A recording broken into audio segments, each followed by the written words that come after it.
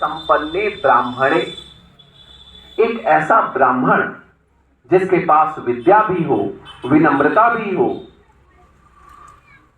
जो ब्रह्म को जानता भी हो। गवी और एक तरफ गाय रख दी जाए, हस्तिनी एक तरफ हाथी रख दिया जाए, शुनी चैव श्वपाके एक तरफ कुत्ता रख दिया जाए और एक तरफ चांडाल रख दिया जाए, और इस मनुष्य से पूछा जाए कि तुम किसको बड़ा मानते हो, तो जो पंडित होगा वो कहेगा मुझे तो सबके अंदर एक वही दिखाई दे रहा है, एक परमात्मा, एकमेव परमात्मा। अब आप सोचो, सदियों सदियों से जिन लोगों ने धर्म की व्याख्या की है, उन लोगों ने धर्म की व्याख्या केवल इसलिए की है कि समाज बंटे। उन लोगों ने जो धर्म की व्याख्या की है वो इसलिए की है कि समाज सोया रहे, ताकि हम इस सोए समाज को भड़काकर, उकसाकर राजनीति करें और सत्ता हासिल करें। धर्म सत्ता पाने का माध्यम था।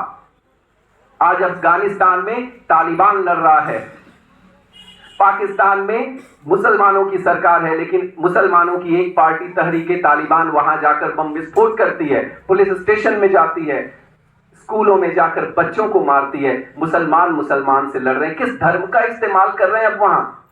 आप कहते थे जी हमें तो केवल एक धर्म का शासन चाहिए। चलो, एक धर्म का शासन है, इस्लाम का शासन आ गया पाकिस्तान में, अफगानिस्तान में, लेकिन इस एक धर्म के शासन के आने के बाद क्या हुआ?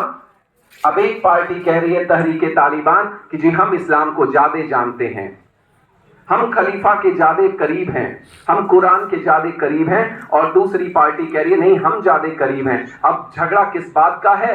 झगड़ा इस बात का है हम इस्लाम को ज्यादा जानते हैं, इस्लाम को कोई जानता नहीं है। झगड़ा किस बात का है? सत्ता का। केवल और केवल सत्ता के लिए धर्म का प्रयोग किया जा रहा है।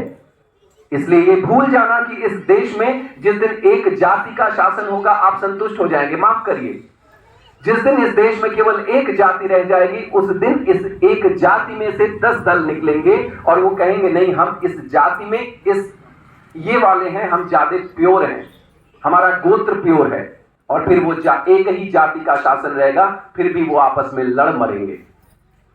कट्टरता, इसी कट्टरता ने इस पूरे संसार का नाश किया है और आज भी कर रही है। इसलिए केवल एक ये सूत्र पकड़ना पड़ेगा।